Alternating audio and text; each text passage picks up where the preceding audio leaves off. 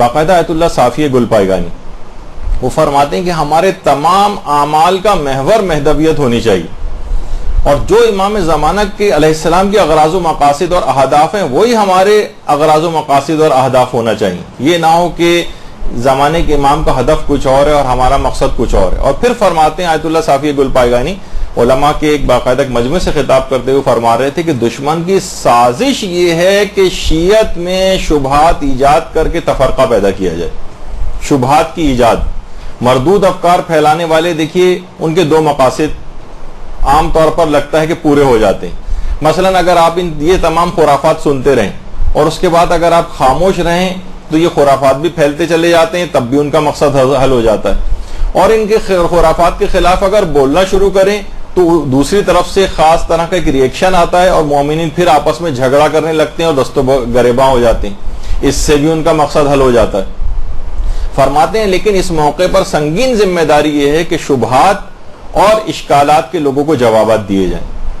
اور فرماتے ہیں یہ بات آپ یاد رکھ لیں کہ جب بھی کوئی بھی آپ اچھا کام کرتے ہیں تو سب سے پہلے اگر کوئی ذات خوش اور مسرور ہوتی ہے تو وہ امام زمانہ علیہ السلام کی ذات گرامی ہے.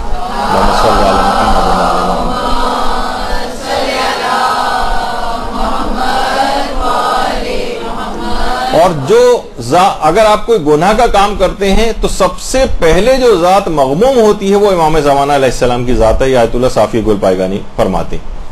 تو غیبت کے زمانے میں یہ جو پیریڈ چل رہا ہے اس میں گمراہی سے نجات وہی شخص پا سکتا ہے کہ جس کا عقیدہ بہت مضبوط ہو، اس طرح کے شکوک و شبہات کا شکار نہ ہو، ان ایسے افراد سے الرٹ ہو کر بیٹھے. یہی وجہ ہے کہ ہمارے امام حسن عسکری علیہ الصلوۃ والسلام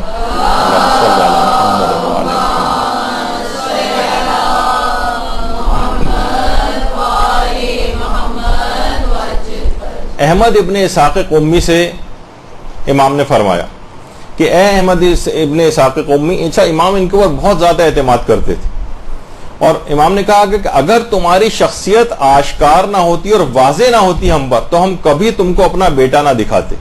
یہ ان شخصیات، خوش قسمت شخصیات میں سے احمد ابن عباس قمی جنہوں نے امام زمانہ علیہ السلام کی زیارت کی تھی. 11ویں امام نے خود ان کو دکھایا تھا.